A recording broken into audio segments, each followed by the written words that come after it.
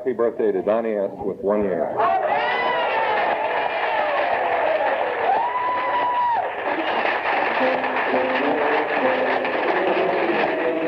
Happy birthday to you. Happy birthday, dear Donnie. Happy birthday to you. Keep coming back without a dream.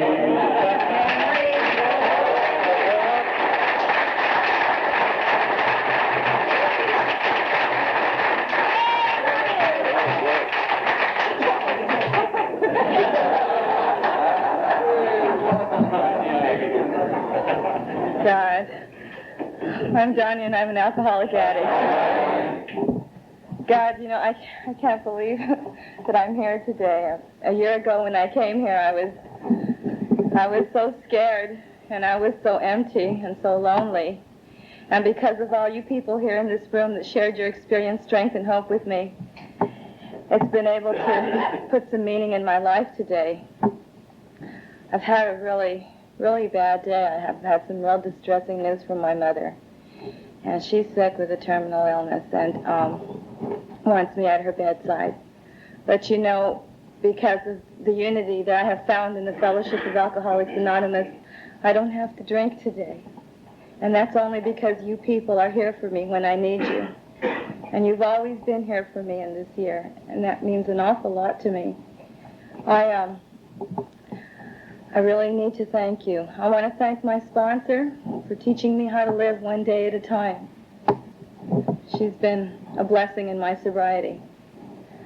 I want to thank you women. You know, for women's meetings, I need to thank Gloria for introducing me to women's meetings. You know, I'd like to see the hands of all the female alcoholics in this room tonight. Please, your hands, please.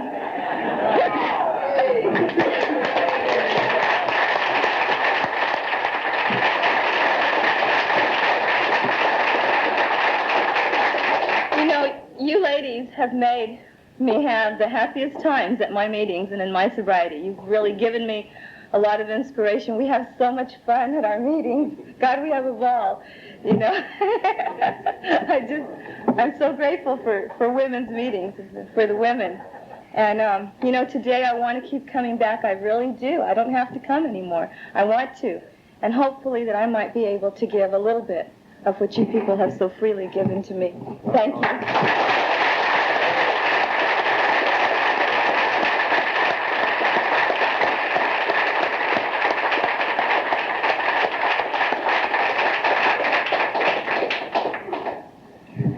Okay, well, it's with great relief to me that that I'm able to introduce the speaker, Milton from Bed.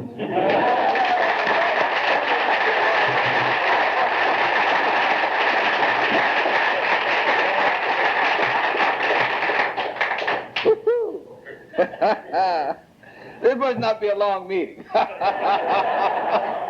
My name is Milton, grateful alcoholic. There are those who object to foul language, okay? Oh, congratulations to that birthday girl. Oh, yeah, oh, yeah. Oh, yeah, that's what it's about. I'm glad to be here.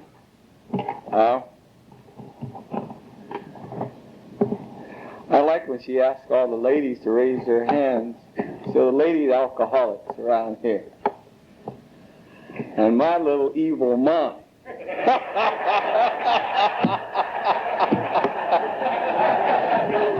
I said you may be ladies, but the only difference between male alcoholics and female alcoholics is the plumbing, and that's all. I learned that here. Oh, boy. I feel good. I just expect to see so many folks. I was roaming down here. We left a little late, and, you know, I have a co-pilot. Here she sits right there. She tells me what to do, and I do it. Now you laugh. Now I do that because my kind of doing brought me to AA. You don't have to be smart to stay. You have to get very unsmart to stay, you know. And I remember when I got sober, one of the things I knew I could do is for the first time in my life I began to listen to her, although I taught her all she knew. Well, that's how I felt, you know. Well, thank God a guy said to me, Milton, your best thought. And I was brilliant, you know. He said, your best thought, your best scheming, your best planning, anything you did, everything you thought about doing brought you to Alcoholics Anonymous, and your kind of thinking is invalid for you. It won't work. And I was highly insulted. After all, I came to Alcoholics Anonymous. I still had diamond ring, still had my hair processed, you know. I still had, you know. And here's it, and I had been halfway around the world entertaining people. They were telling me I was wonderful. And he had told me that all I knew brought me to Alcoholics Anonymous. And I was very hurt when he said that. But thank God I thought, just for 1 second. And I realized the man had told me something I didn't want to hear, and that I couldn't put the word success behind my name. No matter what I had done, I couldn't put the word success behind my name. But I could absolutely put the word drunk back there. And from that moment to this, I haven't had to question that at all. And it's just like I found out in this program, Alcoholics Anonymous, one of my late friends died. Some of you know, I know Don knows her. Marion Chapman. She used to tell me, Milton, this program of Alcoholics Anonymous is common sense. It's not complicated, it's just common sense. Now, for starters, if you don't drink, you won't get drunk. Now, that's absolute common sense. Everything about this program is common sense. If your thinking brought you here, then don't think. Now, that's common sense. If you don't know what to do, ask somebody. Common sense. If you don't know what you got, you better check out and see what's left. That's why we have to take an inventory. Common sense. Now, I had never, for a guy like me who is as brilliant as I am, and I am brilliant, it takes a great mind to become a member of Alcoholics Anonymous. I want to tell you that. It's genius level, really. It is really genius level. Because it takes that kind of mind, it takes a great mind that you keep using and making dying totally acceptable. Now that takes a great mind to do that. It's them dummies that don't continue to do that. It's like a child. If a child don't know to stick his finger in the fire, and he ain't put his finger back there no more. Even an animal won't do it. But old Milton will. Shoot right in there. Oh, I feel good tonight. I don't know why I feel good, but I feel good. But I've come to know that I'm a brilliant man. And that's why I'm here. Because I'm brilliant. And so as a result, I have learned this much. That no matter what you tell me to do, I'm going to go ahead and do it as long as I don't do what I want to do. As long as I found out the difference. I've oftentimes heard people in Alcoholics Anonymous, and here's one of those little simple things I found out. Well, I don't know what God's will is for me. I heard that time and time again. And it finally occurred to me how I can find out what God's will is to check out mine. And once I find out what my will is, I don't do that one. Because usually what's going on is God's will. I have found out that little simple. See, because I will take this mind of mine and contort it in such a way that I will wind up taking one step up, one step to the left, and one straight down. and I will be somewhere in midair with this genius mind of mine. I remember on one occasion I don't know whether you got fired. I didn't get fired. They just let me go because I worked well. It wasn't anything bad. They had just turned to computers, and I was very sad when I left that job, and I was upset because I said, "Oh God, I just bought this house, and I'm in debt, and what are we going to do?" And the whole number. And as I drove home on the freeway from Culver City there in Los Angeles, the thought hit my mind, now what is your will in this case, Milton, about this job? And it was a wonderful job, just wonderful. They paid, I didn't know what I was doing, but they paid me well. Because I even told them I didn't know what I was doing. They said, "Don't insult us, we pay you, so you're doing something right." And they paid me, and it was just wonderful. I could leave when I wanted to. I could go make 12-step calls if it was necessary. The guy said, "All I want to know is at the end of the month that these books balance. That's all I want to know. You don't even have to punch a time clock." Now, I was almost like a sissy in a CC camp in that job. It was that wonderful, you know. And here I had lost that job. I had lost that job. And I drove home sad. And I kept saying, "What am I going to do?" And that little old voice said, "Okay, Milton, what is your will?" And I said, "Well, my will is to stay at that job forever." And I said, "Oh, I'm fired, so this must be God's will." And I went home, and I had to tell my wife. It's always difficult for me to tell my wife anything that's distressing, you know, because I am, somehow or other, I always want to rescue her or soften life for her. I want to soften life for the people I'm involved with, because I have another little thing that always gives me trouble. I have part of a disease I call being wonderful. You know. And I want to be wonderful, and I want to make it somehow palatable so that they won't go berserk along with me, because them berserk, you know, it seems, and I just have to be honest, I just know when she goes crazy, it'll escalate it up, and I get caught up in it, and I'll be crazy right with her. And I need to think, and that's dangerous. And God works everything out, and I got home, and there was her sponsor of Al-Anon there, and another friend. You see, God had got it already. And I walked in and told them. And I didn't have to soften anything. The people were in our lives at that time that we needed. We needed them. And we were able to share it. And I went into a meeting, and it was okay. And I got at the meeting, and I talked about it at the meeting, because I talk about anything at the podium. They told me I could when I got here. And my sponsor said I could pick my nose and somebody would understand that. That's true. Somebody would understand that. And I talk about anything, so just, I don't know what may come out or may not come out. But the amazing thing about, they were there. And because I am a member of Alcoholics Anonymous, and I'm proud to be a member of Alcoholics Anonymous, because when I got here, you totally accepted me. You did not question me. You just accepted me unconditionally. Yeah. And I found that I could say anything.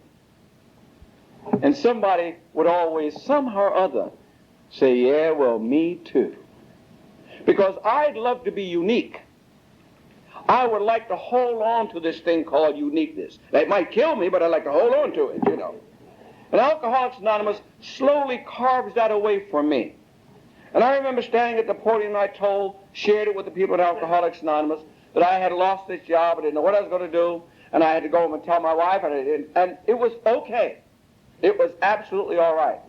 The weekend passed, and a friend called me and said, "Milton, you know why you lost that job?" I said, "No, I don't know why I lost the job." She simply said, "Because God had to have some space to put something new in." And 2 days later, I got my first television commercial. God had done that. And it was just amazing. That has been the story of my life in sobriety. Something gets moved out and something new gets put in. And my life is always full. If it wasn't full, I'd find something to fill it up. Because that's what I'm like.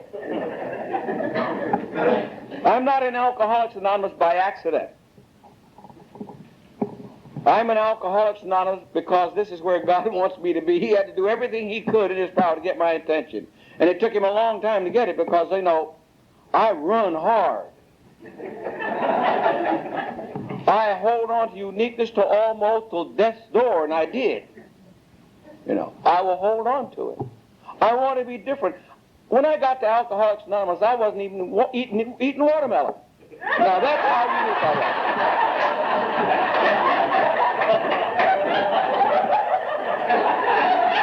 That's what I was like. But see, I wanted to be different until I heard somebody in Alcoholics Anonymous, another black guy in Alcoholics Anonymous, stood up at a podium and said, I don't like watermelon either. I don't eat watermelon. He said, I don't eat watermelon either. And for the first time in my life, in many, many years, I cried. I absolutely cried because there was somebody like me. I was no longer unique. And then I became a closet watermelon eater.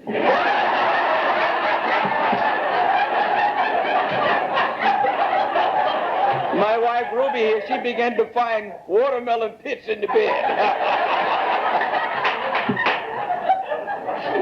Oh, we've really had a wonderful life. You know, we've had absolute. It's been such sometimes it gets crappy. Sometimes it just gets absolutely crappy, and I want to run away from home. How do you know? After I got sober, she became a member of Al-Anon. Now, I love Al-Anon. I didn't say that in any sort of derogatory sense at all, because I know if it hadn't been for Al-Anon, we would not be here tonight. We wouldn't be here. We wouldn't be man and wife. We've been married almost, 23 years? 22 years. She don't like me to lie too much. You know, I stretch things. She deserves a medal. Now, to live with me, you're in trouble, you know. Because I don't care how long I've been sober, I am still not that dependable. You know, I don't depend on me, so you better not. It's just that simple. I can't depend on me. That's why I need a power greater than myself that I can depend on. And somehow or other, God has always been there for me. I have learned that I totally, solely depend on a power greater than myself. Because I better not depend on me, because I might get in trouble with me.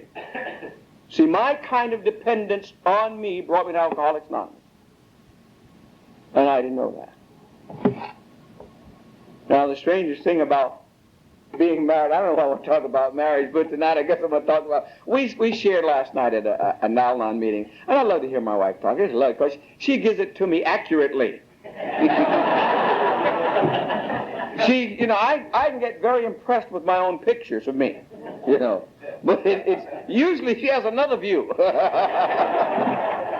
I needed to keep my feet on the ground, you know. And there's sometimes even in marriage, when people tell me in Alcoholics Anonymous, when you get sober, don't have no relationship, I got here with one. I got here with one. And it wasn't necessarily a relationship with my wife. My problem wasn't my relationship with my wife. My problem was my relationship with me. I could not have a relationship with me. That's what I had to start learning how to live with and establishing some sort of relationship with me. And I remember the day in Portland, Oregon, I looked in the mirror and said the only thing I knew how to say to me that me would understand it was to look in the mirror and say, nigger, you know what I said.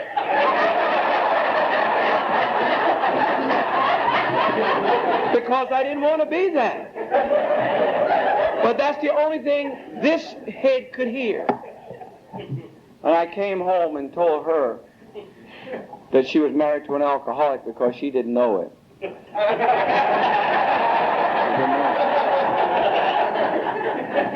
I was cool. Very cool. And it didn't impress her, really. She knew I was crazy. She already knew that. Because I did funny things like sending money home to her and write a check on the money I sent. And then she would ask me, I'd tell me now, she's a bookkeeper. She's almost at an accountant's level. And here I was going to fool the bookkeeper. And she would say to me, well, did you send money? I said, yes, honey. I said to her, did you get the wire? She'd say, yes. I said, well, I don't discuss it. We don't discuss it anymore. I don't talk about it. You got the wire? Don't bother me. We wouldn't get into the fact that she had the bank statement, seeing where the money was written out on the check. I didn't talk about that one at all. We didn't discuss that. You see, because I had to keep her in such a state of mind that she didn't know whether I was going to tell her to get out or kiss her or hug her. My saying in those days was, honey, that was bad. I tried to be bad. I say, honey, no, if you don't like it, let the doorknob hit you and you know where. And if she had left, I'd have cried. But you see, I couldn't tell her that. I couldn't tell her, if you leave me, I will cry. If you leave me, I will be rendered absolutely, totally useless. I couldn't tell her that. I couldn't let her know how needy I was. And I am a needy human being to this day. I no longer deny that. I need you. I need everything I can get to make it through this day. So I need people. I absolutely need them. I denied that for a long time, even in sobriety. I wanted to walk around and say, well, you know. But I need people. And there's nothing wrong with being needy. Nothing wrong with it. Because that's what I am. You see, I learned in this program that I am what I am, and that's all I am. Popeye said it. He said it very succinctly. I am what I am. That's all I am. And I have learned that in this program of Alcoholics Anonymous because invariably in sobriety I kept trying to change me, not realizing that that's all I had done all my life. I had tried to change me chemically because I was never acceptable to me. Yet I walked around demanding the world at large accept me, not knowing what I was saying, that please accept me, world, because I don't. I never knew that I was saying to you, please love me. Oh, you know, when you're in bed and the bed is swinging around and it's just spinning and you try to stick your leg out there to stop it. And you do that prayer time, oh God, if you get me off this one. You know when you do that, or just, oh God, just send me somebody to love me. I don't have to do this no more. And I did that when I said, send me somebody to love me, because I couldn't say, I don't. Because my whole conduct in life said, Milton, you don't love me. You don't love you, Milton. Because I'd fall off a bar stool, and that's not very loving when you fall off bar stools. That's not very loving when you take the very bread out of your own mouth from your own children and spend it on booze. That's not loving. Yet I wanted everybody to love the unlovable Milton. I thought if I could get enough love, I'd be all right. I thought if I could have all those things going for me, my life would be better. And I thought if I could show you how much I loved you, my life would just get so full and so rich, you know. Well, it didn't work that way for me. And I don't think it ever will work that way for me. Because I found out in Alcoholics Anonymous that it starts with me. It starts with me. I didn't know when I got to Alcoholics Anonymous and told this guy that I was an alcoholic and I needed help, that that was a loving act to Milton. I didn't know that. It's only in this wonderful 20/20 hindsight that I have that I begin to realize that that's what I had done. I tried to be respectable. I tried to show the world at large that I was a very respectable man. When my wife married me, I was neither smoking nor drinking. Wasn't even cussing. I was just wonderful. And I tried to show her how respectable and loving I was. And the more I tried to show her, the worse it got. I just kept trying to prove how wonderful I was, and I kept dying on the vine all the time. And I got here and found out that I didn't have to prove it to anyone. I had to start being respectable to Milton, for Milton. And I didn't know that all started with me not taking the first drink. I didn't know that. And little by little, the people in Alcoholics Anonymous didn't give me love. They didn't give me love. They woke up the love that God had given me. You see, because there's no child, no baby comes into this world without love. You don't have to taught a child how to love, they just do it. And you see, the people in Alcoholics Anonymous woke up the love that God had already given me. See, because I have come to know that I came into this world complete. I came in here complete. But I didn't know that. That's why I kept trying to change me. That's why I kept trying to fix me. And you try to fix yourself in sobriety. Lord knows I kept trying to fix myself even in sobriety. Till I read the book a little more and keep on reading the book. That book, the print changes somehow or other.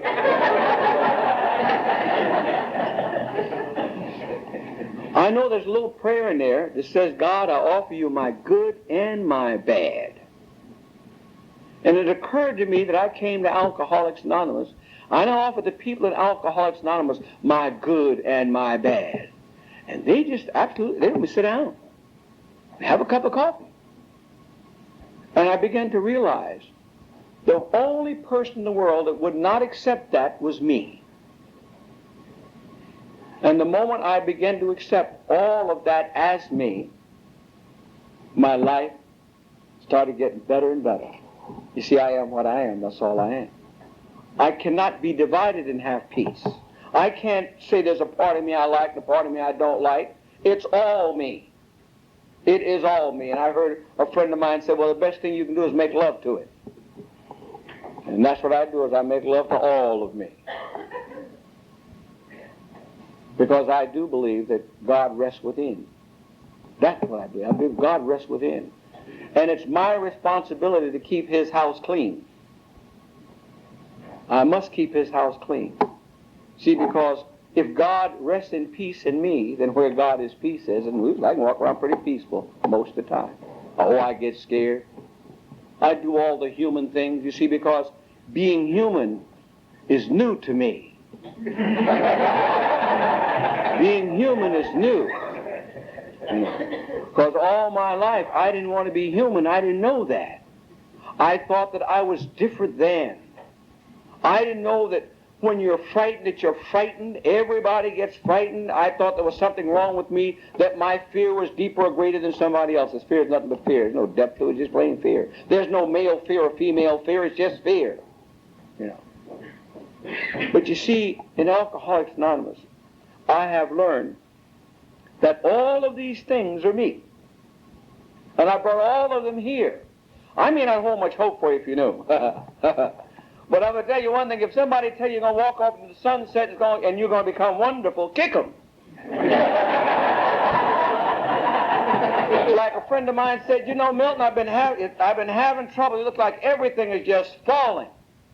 Everything it's just so loud. I said, let me tell you something, friend. I found out that when a gnat takes a crap in your ear and you're drunk, he said, but when you say get sober, it says, boom. And he's been doing it all the time.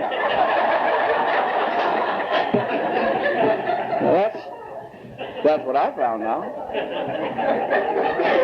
But it's okay, I let him boom. And it's all right, because I know that's a part of life. You know, that's life. I'm living now like, oh, I wish I could just tell you how fortunate and how good I feel inside most of the time. Because I measure where I came from. I get in trouble when I measure from day to day.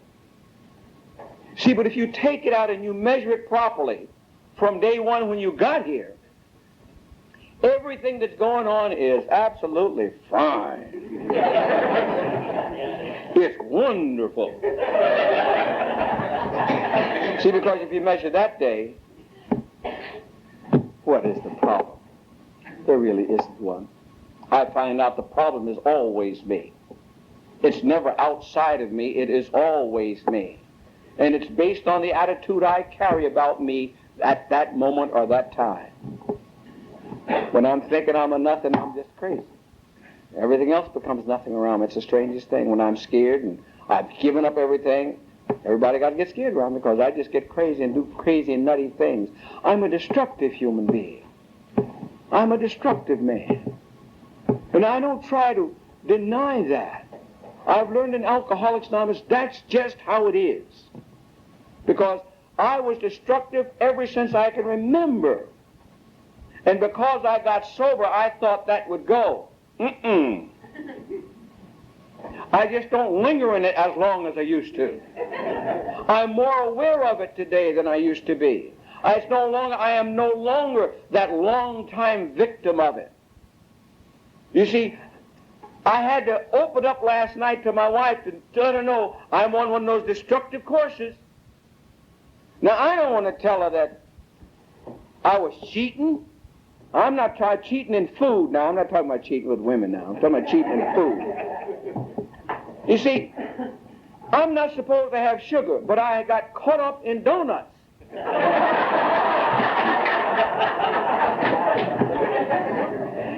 I had to cop out to it.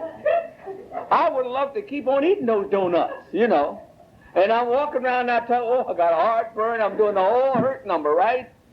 But I have to also know who contributed to it. See, that's the wonderful thing about Alcoholics Anonymous. I don't care what goes down. I must claim my contribution. And once I claim my contribution, what the other guy's doing doesn't matter. You see, when my wife and I fight and argue, and sometimes it gets pretty heated and pretty heavy, I want to leave home. Because I don't need that crap in my life. I'm sober, you know.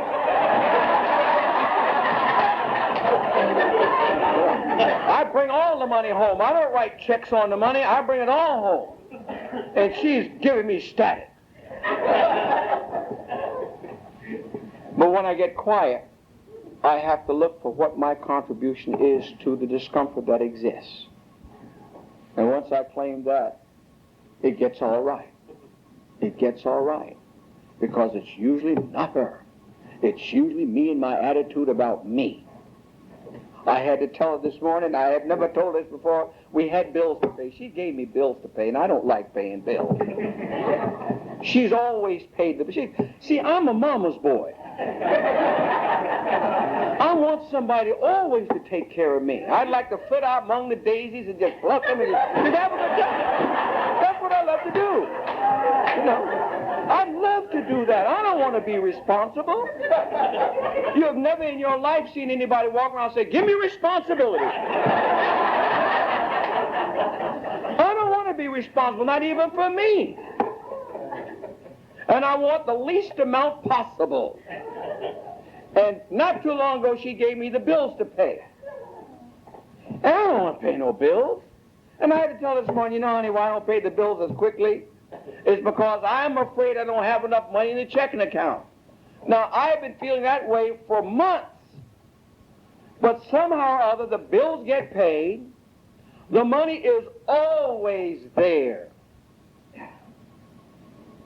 And somehow or other, I come up with that one. I'll come up with it every time. Because sometimes God doesn't quite know what he's doing in this money area. But it's the strangest thing that God always has provided for me, drunk and sober. Now, if you don't believe it, I asked God to give me a ruby. And you know what? He gave it to me. And it was wonderful and it was perfect. My theme song many years ago, Ruby's my second wife, my theme song many years ago with my first wife was was an old blues by a guy named Eddie Cleanhead Benson. And Eddie used to sing a song called Cherry Red. And the lines in the song say, take me, pretty mama, chunk me in your big brass bed. Rock me, pretty mama, till my face turns cherry red. You know?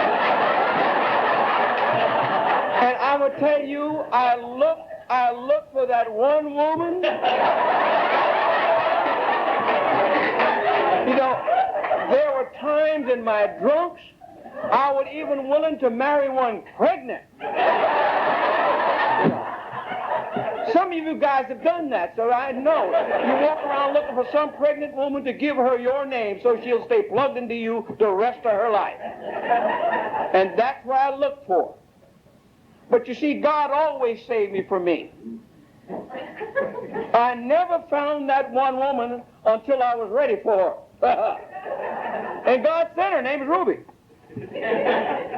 I knew if I could have that perfect woman, the perfect one, that could kind of, it's like my father, I used to admire my father. I used to hate him, but admire him. He could command me with, never say a word, just, and the message to that was stop.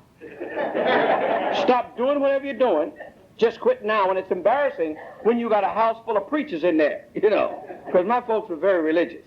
I always had ministers coming and missionaries coming, and they always embarrassed me by, you know, that was the extent of the conversation. You know? And I knew that was very male, that was very man, that was power. And I knew if I could get me somebody like that I could kind of have that kind of command of, I'd be all right. Now God heard my prayer, and he sent me Ruby. And it was wonderful. Just absolutely perfect. Now, Ruby is younger than I am, 19 years younger. Now, I couldn't marry an older woman because you can't run games on old women.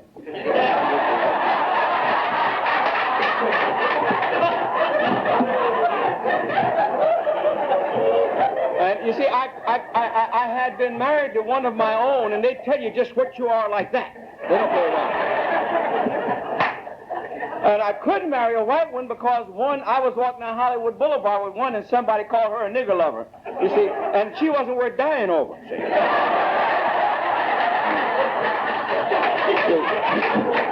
So God sent me Ruby. Now, it's obvious Ruby is Chinese, right? And I always was different. This made me really different. Because I wouldn't say no dis, dim, dat, and does. I read newspapers out loud so that my diction would be good. You know, people used to say when I perform, are you from India? I'd say yes. Or when I do a West Indian song or something like that, they say, are you from West India? I say, yeah. Yes, my father's from Barbados. I would go right into it, you know, because I never wanted to be a black man from America. Now, that's where I was. And when God sent Ruby to me, this young woman, pretty, you know, the Bible does say, train up a child in the way it should go and it will not depart. He sent me a child. And by inference, I had to train this child in a manner that would keep my life full. And if I had this one woman, my life would be just wonderful. It wouldn't be necessary for me to drink. I would no longer be lonely. I knew I'd be wanted. Now I had to go about fixing this life for me. Because remember, I'm a genius. I know how to do that.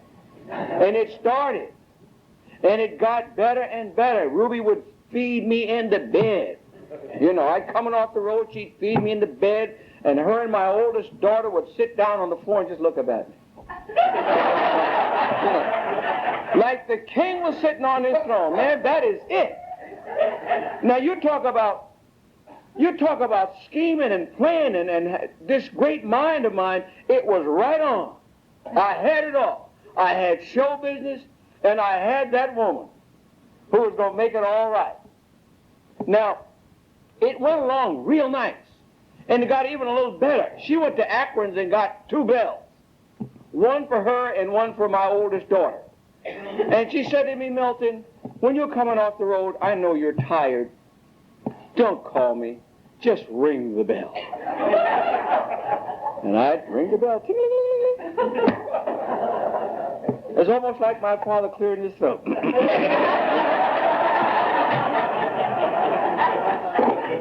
Now, some of you really think that's chauvinistic, and it isn't. It's just sick.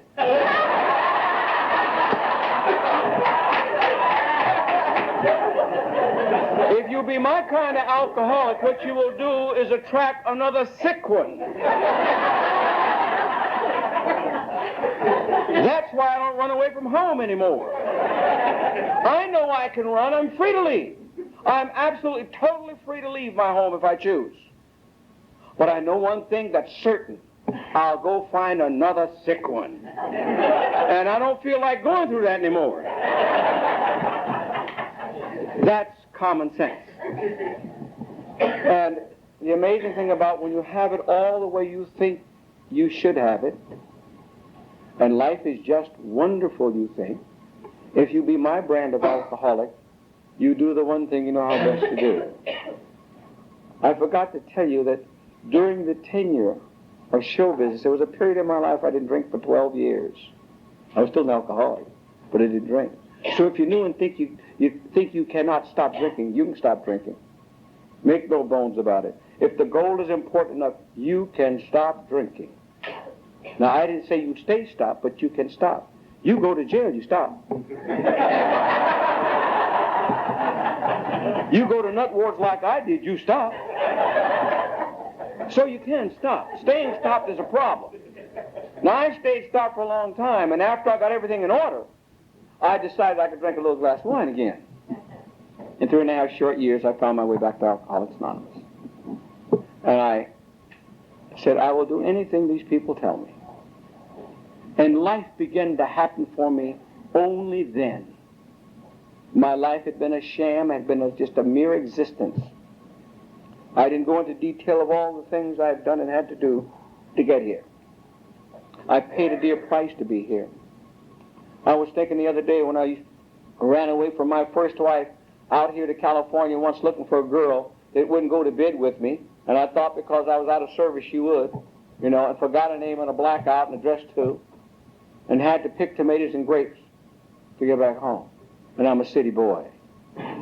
But you see, Mr. Needmore, I know who he is. If you don't, you will get acquainted with him if you continue on the path of destruction like I did. Mr. Needmore. That means you will do anything to get what you need from Mr. Needmore. To make a long story short, in 1967, September of 1967, I came back to Alcoholics Anonymous. You see, I had been fortunate enough to know about Alcoholics Anonymous way back in 1948 through the goodness of a judge. I got arrested out of a whorehouse that I was trying to be a pimp in.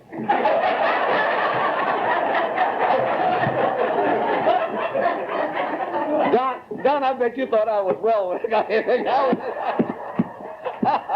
I was a sick one. I'm glad I didn't know how sick I was. I'm going to tell you that one. I'd have gotten a gun and blown my brains right out. I was a sick one. How can you be in a whorehouse trying to be a pimp when you're afraid of women? You know, that's what I was like.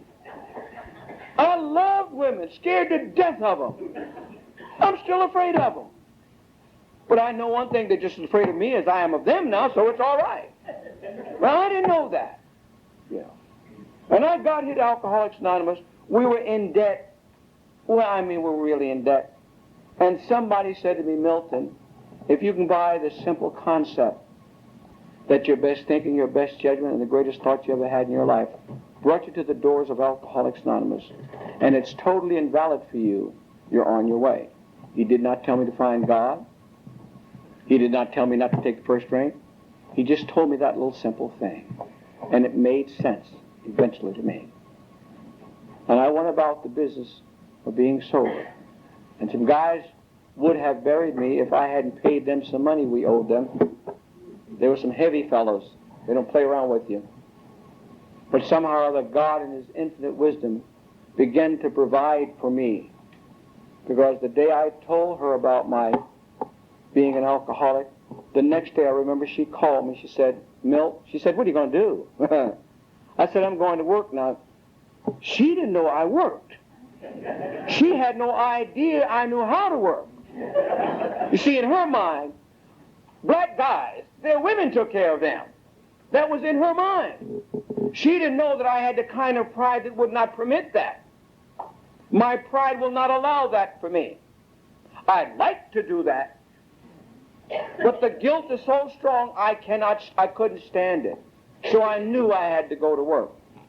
And God, in His infinite wisdom, figured out I needed to work. And she called me and said, my boss needs somebody to move furniture from one side of Santa Monica Boulevard to the other. And she said to me, I know you won't take any orders from anybody. And I remember saying to her, honey, I'll take orders from a snake as long as I can get to a meeting with Alcoholics Anonymous. And I began to move furniture from one side of Sunset Boulevard to another and go to meetings. And that's all any job has ever meant to me. It's designed for me to go to a meeting of Alcoholics Anonymous. And my life started getting better and better and better. I went down and wanted to pay bills, and the man said, I said, oh my God, I got to get a lawyer. And somebody in Alcoholics Anonymous said, take care of your number one problem, Milton. That's all you got to do. And I went about the business of taking care of my number one problem. And the strangest things happened. I coupled that with some truth. And the risk of telling people I'm an alcoholic, I'm trying to get my life in order. And they said, okay. And it all worked out. 3 weeks later, after I'd gotten sober, the post office called me. God took care of my financial insecurity. Because in a month's time, I'd become a regular in the post office. And that was like history in the post office. That hadn't happened. You see, only because I had become willing to do anything anybody else said. If you're new here, I have found out one way this thing will work for you and work well. If you're absolutely sick of what you got when you get here. You don't have to find God. He ain't never been lost in the first place. You ain't got to get no understanding of God. That line in the book of Alcoholics Anonymous is always about as you understand. You don't have to understand Him. What you going to understand Him for? If you get to understand Him too much, you're going to get me in trouble. I don't want you to understand Him too much. If you do these simple things, they suggest you do it, Alcoholics Anonymous, your life begins to get better. I have seen people change. Absolutely change. Their face change. The color in them change. I've seen them walk in the doors of Alcoholics Anonymous with a very dark cloud over their heads. And in about 6 months' time, you see them walking around that dumb, stupid, silly grin. Just grinning. I don't know what the hell they're grinning about, but just grinning. And you'll hear them say, I'm going through a thing just like I did. And I'd hear them say, well, I'm going through a thing. And I'd say, give me some of that too. Because I wanted to belong here. I used to get up at podiums and talk about how I didn't know how to ask for help. I used to say, God, women look like turkeys on a platter to me. And I didn't know I wasn't saying I didn't like me being this way, that I wanted to be a friend of theirs. I didn't want to look at them that way. But I didn't know how to say it any other way. So somebody said to me, Milton, that's an obsession. And I remembered, if you pray for the obsession to drink, and it be removed, why not pray for this obsession? And I remember going home, getting right down on my knees and asked God to remove the obsession I had about women. Strangest thing happened. I noticed 3 weeks later my head wasn't yo-yoing out my car. And it happens now sometimes. That thing grabs you now. And you say, and you say, oh, here you go again. And you got to do the same thing. Get right down on your knees and say, okay, God, I got it again. I'll give it to you. And it works. It works. It's not because I'm wonderful. I don't do that because I'm wonderful. You see, because I don't want the guilt of it. There's a guilt-producing thing in that thing. When I sit in meetings of Alcoholics Anonymous and just look at women, God, I'd sit there, spiritually. I'd sit there, boy, and I'd just watch those bottoms, my God, and you sit there, oh, what? And my mom said, no, what's wrong with you, fool? You got this wonderful young wife at home, and then you were looking at other women. And I couldn't say that to anybody.